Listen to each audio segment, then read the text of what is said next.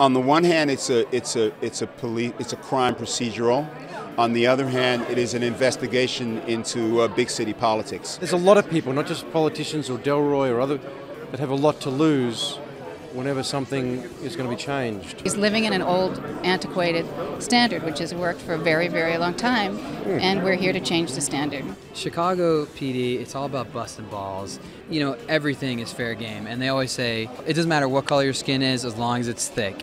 If you can't find a reason to laugh your butt off every single day while you're on the job, you know, it'll be too much for you because some of the horrific things they see. What I worked at really hard was, not presenting a bad guy, not being the bad guy. Delroy did an amazing job. He did. Really did.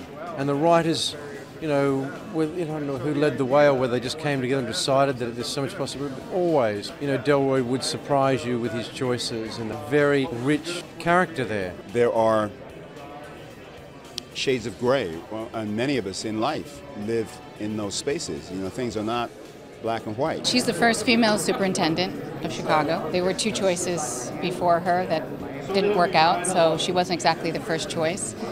She's making the most of this opportunity to change the city. She comes in with a lot of bravado, with guns drawn, ready to clean up corruption, not only in the halls of power, but on the street, and finding the connections between the two. It's an amazing relationship to explore to begin with, Who's paying the bills, but then is somebody paying the bills then responsible for enforcing the law, and how does that cross over? My character is undercover. I do some really bad things, but sort of against my knowledge, against my will, just to further the case. As the season goes on, the obstacle for Caleb, immediately Caleb's able to prove his worth to a certain degree, which is valuable. It's another world for Jarek Wasaki. I think Jarek is the old school, Caleb's the new school. Every time I see a police car in Chicago, I just wave, and I just say thank you, because I feel incredibly proud of them, and, they risk their lives literally every single day.